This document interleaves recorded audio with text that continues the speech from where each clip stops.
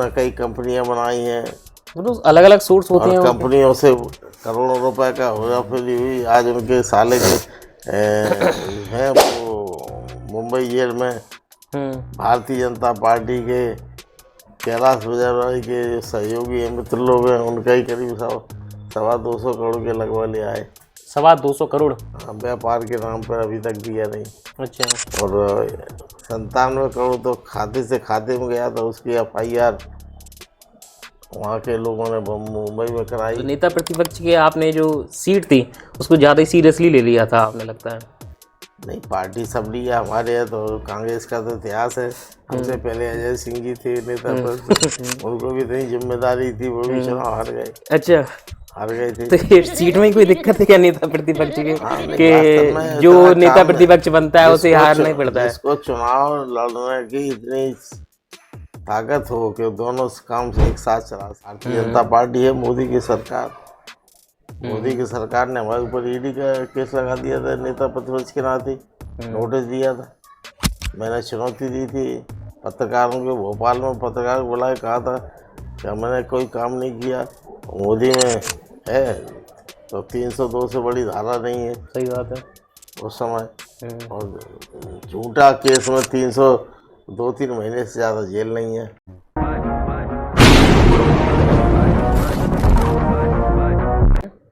नमस्कार दोस्तों, तो कैसे हैं आप लोग? उम्मीद करता हूँ अच्छे ही होंगे। मैं अभय मित्तल आपका स्वागत करता हूँ मेरे show T3 tea table talk पर। और आज हमारे जो स्पेशल गेस्ट हैं वो हैं लाहौर विधानसभा के पूर्व विधायक डॉक्टर गोविंद सिंह जी, जो किसी परिचय के मोहताज नहीं हैं। ये लाहौर विधानसभा से 7 बार विधायक रह चुके हैं, कई बार मंत्री रह चुके हैं और पिछली पंचवर्षीय में नेता प्रतिपक्ष भी रह चुके हैं। तो कुल मिलाकर हम ऐसा कह सकते हैं कि इनका इस क्षेत्र में काफ़ी दबदबा है। तो आइए इनसे कुछ विशेष मुद्दों पर चर्चा करते हैं। नमस्कार सर। धन्यवाद। कैसे हैं आप सर?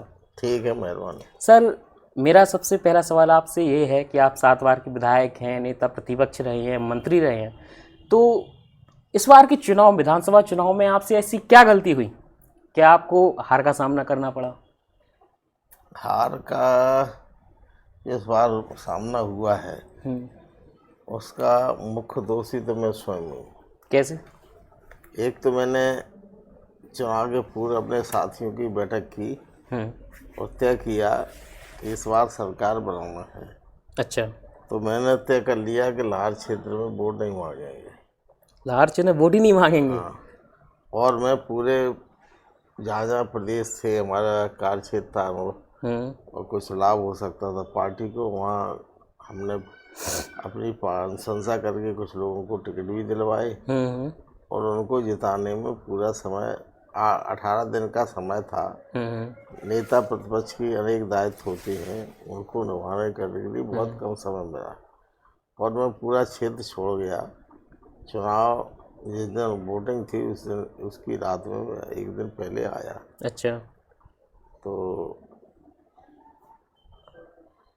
ये मूल कारण है। अच्छा। दूसरा, हमारे कार्यकर्ताओं में ये अति विश्वास था कि हर बार यही होता था, चुनाव हार रहे 40,000 से 20,000 से जीत जाते थे।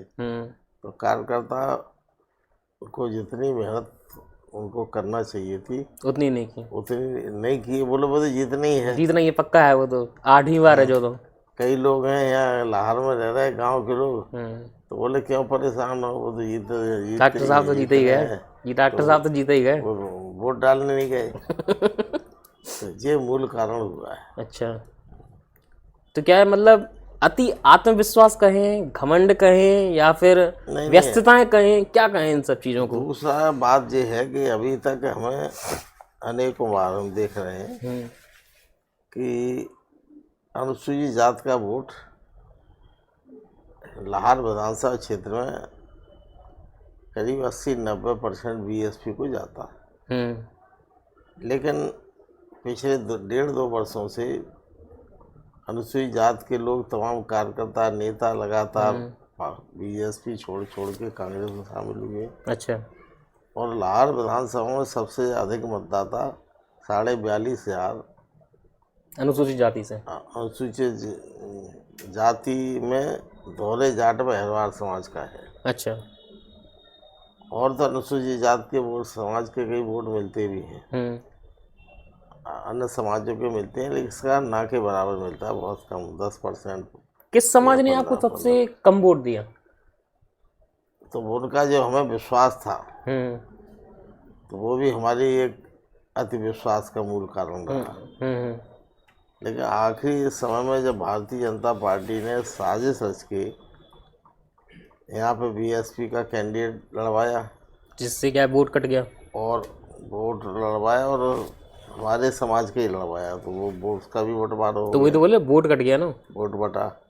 और मायावती जी की सभा कराई।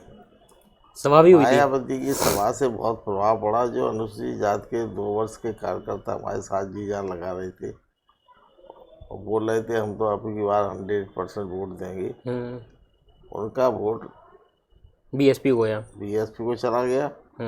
और हमारे उसमें ना के बराबर हम वोट मिला। सही बात है। और जहाँ ये दौरे जाटर लोगों के गांव हैं, वहाँ हम एक भी सिंगल पोलिंग नहीं जीत पाए। अच्छा, इससे पहले क्या बीएसपी का कैंडिडेट खड़ा नहीं होता था? हमेशा हुआ है, लेकिन हम अति विश्वास नहीं रहते थे। अच्छा अच्छा। अगर ऐसा होता तो मैं क्षेत्र ही छोड़ता। क्षेत्र नहीं छोड़ता तो जो यहाँ भारतीय जनता पार्टी का जो प्रत्याशी जीता है, उसने तमाम भ्रष्टाचार करके इतना पैसा बांटा, भागवतें कराई, 15-20 हज़ार आदमी का पर डे भोजन हुआ। तो उसमें गलत क्या है? वो लोगों को लुभाने के लिए या अपनी तरफ आकर्षित करने के लिए हर नेता करता है। वो पैसे का दुरुपयोग है। जो लाहौर क्षेत्र में कभी भी 35 वर्ष में, चाहे भारतीय जनता पार्टी हो या कांग्रेस पार्टी हो या अन्य पार्टी हो, कभी पैसे का वितरण नहीं हुआ। अच्छा। और इस बार व्यापक रूप से पैसे का वितरण भारतीय जनता पार्टी ने किया। और उसका उदाहरण पैसा आया कहाँ से, वो आप सबको पता होगा कि उन्होंने कई कंपनियां बनाई हैं, तो अलग अलग सोर्स होते हैं। और कंपनियों से करोड़ों रुपए का हेराफेरी हुई। आज उनके साले के हैं वो मुंबई जेल में। भारतीय जनता पार्टी के कैलाश विजयवर्गीय के सहयोगी हैं, मित्र लोग हैं, उनका ही करीब 250 करोड़ के लगभग ले आए। 250 करोड़? हाँ, व्यापार के नाम पर अभी तक दिया नहीं। अच्छा। और 97 करोड़ तो खाते से खाते में गया था। उसकी FIR वहाँ के लोगों ने मुंबई में कराई, और उसमें उसका नतीजा है कि आज वो 4-5 महीने से जेल में है। अच्छा। और इनके सम्मानित विधायक जी की श्रीमती ने सूर्या ट्रेडिंग कंपनी बनाई। कई व्यापारियों के पैसे दिल्ली के हैं, बिहार के हवाला के जरिए, मतलब अन्यथा हवाले के जरिए कंपनी में। अच्छा, ट्रेडिंग कंपनी व्यापार की रजिस्टर्ड करा के सामान खरीदा, भेजने कि हम सामान लेंगे, और सामान भेजने का नाम लिया कि इतना हम गल्ला देंगे, सस्ते दर पे देंगे, और विश्वास जमा लिया, फिर पैसा नहीं दिया। तो वो कई FIR हो गई हैं कंपनी की। तो गिरफ्तारी नहीं हुई उनकी? अब गिरफ्तारी भाजपा में जब तक मोदी जी हैं तब तक गिरफ्तारी भारतीय जनता पार्टी की नहीं होती। गिरफ्तारी होती है कांग्रेस पार्टी के विपक्षी दलों की, तो हो रही हैं। अगर आज एक विधायक जी की एक कंपनी है, साक्षी ट्रेवल्स एवं ट्रांसपोर्ट कंपनी ग्वालियर में, बलवंत नगर में रजिस्टर्ड, नाम पता है, वहाँ बलवंत नगर में आप जाके स्वयं देख लो, कहीं पर कंपनी नहीं है। तो आपने शिकायत की क्या? मैं शिकायत में ज़्यादा विश्वास नहीं करता। नहीं, तो लोगों को पता भी तो पड़ना चाहिए कि किस हद तक एक भ्रष्टाचार हो रहा है, क्योंकि आम जो जनता है, जो धरातल पर है। आप यहाँ से जाके लाहौर क्षेत्र में जाइए, सबको पता है। एक एक आदमी के पक्ष हो चाहे विपक्ष हो, भाजपा का हो चाहे सत्ता पार्टी का हो, उनकी पार्टी का, कांग्रेस का, BSP का, पूछिए आप निष्पक्ष रूप से। भारतीय जनता पार्टी के भी अगर ईमानदार लोग होंगे तो वही बताएंगे। तो अगर नहीं, अगर इन सब लोगों को इनके भ्रष्टाचार के बारे में पता है तो फिर जीत कैसे गए? क्या बीजेपी की लहर की वजह से? ये स्थिति बाद में हुई है। अच्छा, बाद में हुई। और ये पकड़ गए। पहले तो चुनाव के समय ये अफवाह उड़ा दी गई। इनके फादर इल्ला जो ससुर साहब हैं, उनकी करोड़ों की ज़मीन थी, मथुरा में बेच के आए और 1 इंच ज़मीन नहीं है। मुझे सब जानकारी है। अब मैं अगर लाहौर में बाहर नहीं जाता पार्टी के प्रचार प्रसार में, तो पता चलता है मुझे सबका। इनके फादर इन लॉ पे यहाँ से उत्तर प्रदेश में करीब 30 किलोमीटर दूर पर जालौन जिले में गांव है रेनिया, वहाँ कितनी ज़मीन है, कितनी जायदाद है, सब पता है। इनके ससुर साहब पर सास की अनकम्पनी थी। मैं जब मंत्री था मैंने ही दी थी। अच्छा। उनके उन्होंने आग्रह किया मुझे ग्वालियर पोस्टिंग कर दो, तो वहाँ ट्रांसफ़र कर दिया था, सब किया। तो ये स्थिति जनता को है। आज तक कभी पैसा नहीं बटा, आज तक साड़ियाँ नहीं बटी, आज तक तोड़ियाँ नहीं बटी किसी भी दल ने। मैं नहीं कह रहा कि कांग्रेस ने नहीं बांटी, भाजपा ने बांटी। भाजपा ने भी ऐसा कोई काम नहीं किया, क्योंकि इस क्षेत्र में ज़्यादा पैसा नहीं, किसान लोग हैं, किसान के परिवार के लोगों को टिकट मिलता है। यहाँ कोई ऐसा बड़ा व्यापारी धन दौलत वाला लाहौर क्षेत्र में ऐसा निवास नहीं करता जो करोड़ों रुपए फूंक सके, दे सके। तो आपका जो आरोप है जो मेन, वो बीजेपी को लेकर है या यहाँ के जो बीजेपी के उम्मीदवार हैं उनको लेकर है? उम्मीदवार को लेकर है। यहाँ का मामला तो चुनाव में जो परिणाम हमारे विपरीत आया वो भारतीय जनता पार्टी के उम्मीदवार की हरकतों से, उनके कारणों की वजह से आया। अच्छा, तो क्या जो आप अगली बार जो आप चुनाव लड़ेंगे तो क्या जो गलतियाँ आपने पहले की या क्षेत्र में नहीं गए, तो क्या उनको किस तरीके से सुधार करेंगे आप? अब ये कोई आवश्यक नहीं कि मैं चुनाव लड़ूँ। पार्टी अच्छा, क्या निर्णय लेती है पार्टी के ऊपर। नहीं तो अगर आपको समझो टिकट मिला तो मैं पूछ रहा हूँ, तो आपको मतलब किस तरीके से मेहनत करनी पड़ेगी? आप कोई मेहनत नहीं करना। आप जनता, हमारा जनता का विश्वास अटूट हमारे साथ है। ये विश्वास तो आपने पहले भी तो देखा था जिसके कारण ये सब हुआ। हाँ, तो मेरी गलती से मैंने स्वीकार कर लिया। वो गलतियां पहले हो गई, तो वही तो मैं पूछ रहा हूँ, वो गलतियां ना मतलब नहीं दोहराएंगे ना? नहीं दोहराई जाएंगी। क्षेत्र में अगर बना रहता तो ये स्थिति नहीं होती। मतलब नेता प्रतिपक्ष के आपने जो सीट थी उसको ज़्यादा ही सीरियसली ले लिया था आपने, लगता है। नहीं, पार्टी सब लिया हमारे है, तो कांग्रेस का तो इतिहास है। हमसे पहले अजय सिंह जी थे नेता प्रतिपक्ष, उनको भी इतनी जिम्मेदारी थी, वो भी चुनाव हार गए। अच्छा, हार गए थे। तो ये सीट में ही कोई दिक्कत है क्या नेता प्रतिपक्ष के? हाँ, कि जो नेता प्रतिपक्ष बनता है उसे हारना ही पड़ता है। जिसको चुनाव लड़ने की इतनी ताकत हो कि दोनों काम से एक साथ चला सके, उसको लड़ना चाहिए। इतना सक्षम हो उसको ही बनना चाहिए। तो मैं क्षेत्र में रहना यहाँ की परिस्थितियों के अनुसार आवश्यक है। अच्छा, लाहौर में अभी कुछ समय पहले की बात है कि आप पर आरोप लगा कि आपने सरकारी ज़मीन पर कोठी बना ली और जिस पर जिला प्रशासन ने कार्रवाई की, तो आप आग बबूला भी हो गए। मुद्दा क्या था, मतलब कारण क्या था? क्या हो गए? आग बबूला हो गए जिसके कारण आप नहीं, ऐसा नहीं। जब अन्याय होता, मैं तो हमेशा अन्याय के विरुद्ध लड़ा हूँ और हमारे पास वो दस्तावेज हैं। अच्छा, हमने जीवन में ऐसा कोई काम नहीं किया कि जिसमें हमें आम जनता के सामने नीचा देखना पड़े। अच्छा, मैं लोकतंत्र में लोक राज्य है ये, लोक राज में लोक लाज भी होना चाहिए। सही बात है। पूरी लाइफ की करीब 40-45 साल के राजनीतिक जीवन में ऐसा एक भी सिंगल उदाहरण नहीं मिल होगा जो हमारे चरित्र पे और हमारे भ्रष्टाचार या अनैतिकता का कोई आरोप लगा सके। लगाने भारतीय जनता पार्टी है, मोदी की सरकार। मोदी की सरकार ने हमारे ऊपर ईडी का केस लगा दिया था, नेता प्रतिपक्ष के नाते नोटिस दिया था। मैंने चुनौती दी थी पत्रकारों को, भोपाल में पत्रकार को बुलाया, कहा था कि मैंने कोई काम नहीं किया। मोदी में है तो 302 से बड़ी धारा नहीं है। सही बात है उस समय। और झूठा केस में 302-3 महीने से ज़्यादा जेल नहीं है। हमने चुनौती दी थी और चुनौती दी मैंने सुप्रीम कोर्ट में। सुप्रीम कोर्ट ने उनको ईडी को नोटिस दिया, 2-3 जवाब नहीं दे पाए।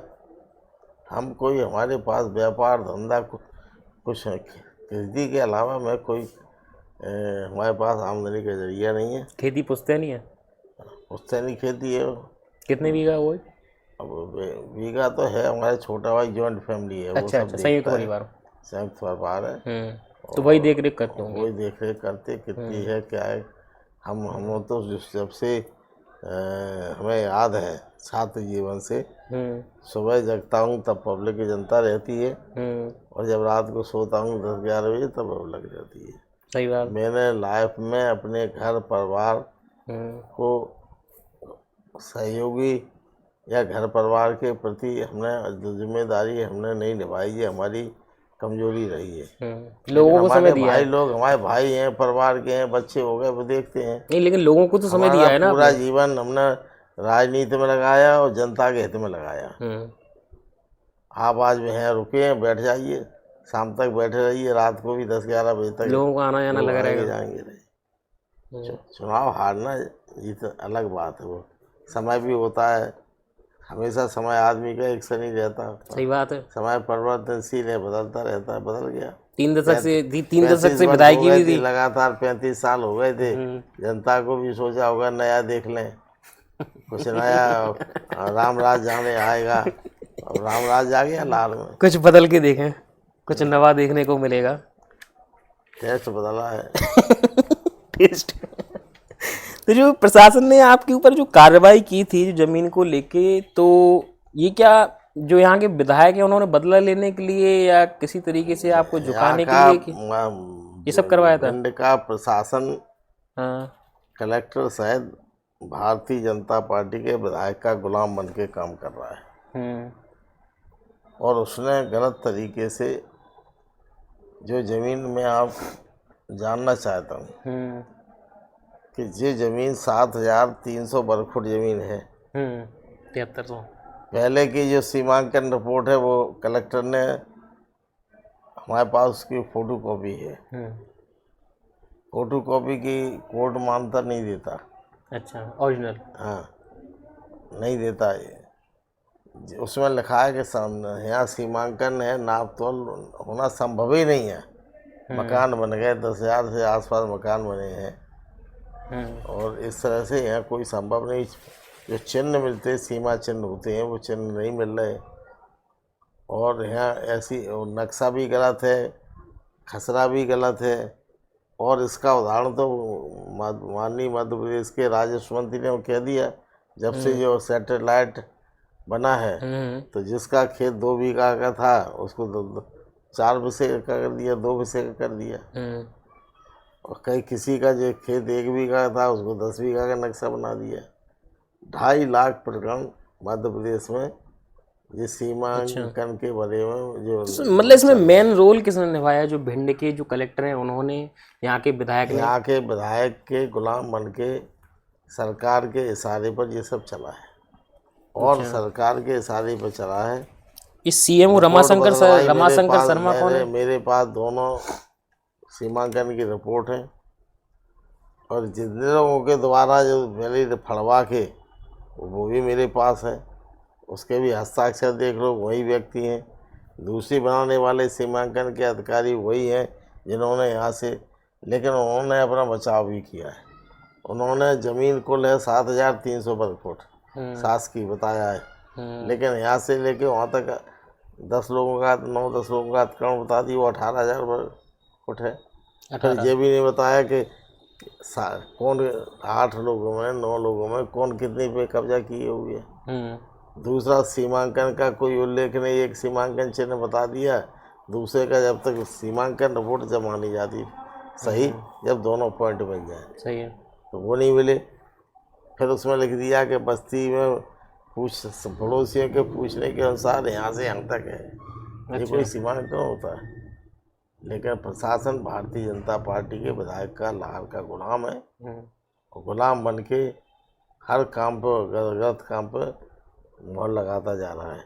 जबकि मैं चुनौती देता हूँ, और हमारे ऊपर जो अपराध लग सके लगाएं।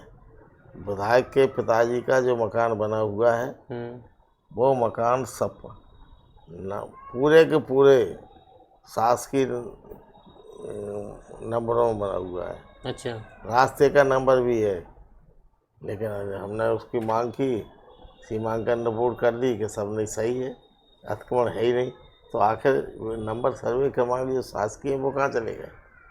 अब विधायक हैं, थोड़ा तो लाभ लेंगे वो, प्रशासन का भी लाभ लेंगे, वो क्यों नहीं नहीं लेंगे? ऐसा तो मैं तो 35 साल रहा। नहीं तो हम आपके नहीं, उनकी बोल रहे नहीं हैं। आप नहीं लाभ लेंगे, हाँ। तो ऐसी स्थिति आप पता करिए कि हमने किसी को परेशान किया हो, किसी की नाप तोल, जो काम उनको जनता की सेवा करना चाहिए। सही बात है। जनता ने उनको चुना है, विधायक बनाया, विधायक का काम नहीं करके तोड़ फोड़ का काम कर रहे हैं, रचनात्मक कार्य न करके विध्वंस का काम कर रहे हैं।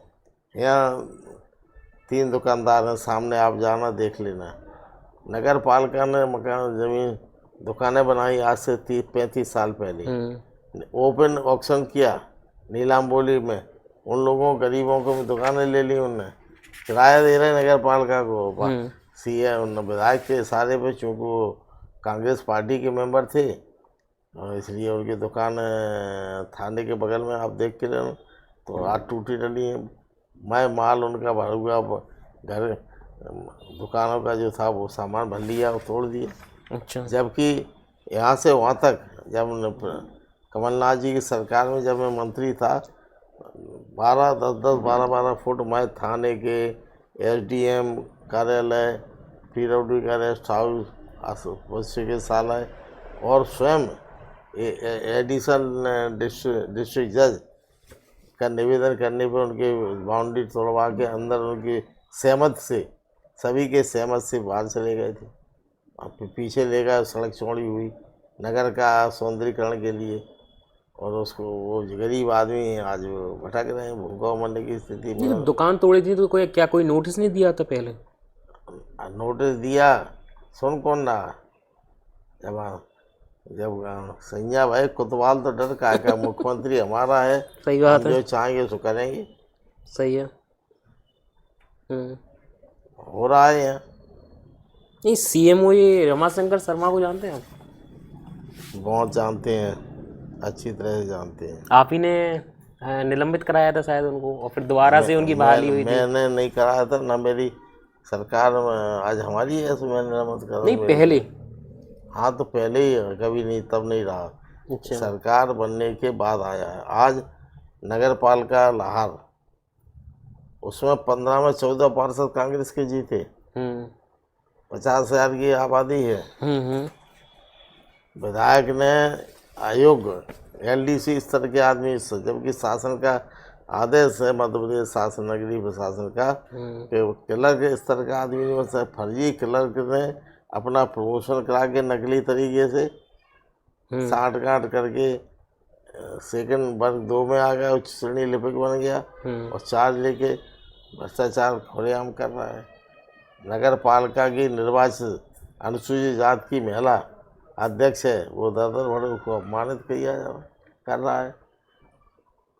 कलेक्टर अधिकारी को सुनने को तैयार नहीं। 2 साल से नगर पालिका की जो हालत है, लाहौर की नगर की चौपट हो चुकी है, जगह जगह गंदी पड़ी है, गंदगी का ढेर लगा हुआ है। रात को अब दीपावली का पर्व आ गया, उजाला होना चाहिए, साफ सफाई होनी चाहिए, सफाई का पर्व है, यहाँ गंदगी का साम्राज्य है।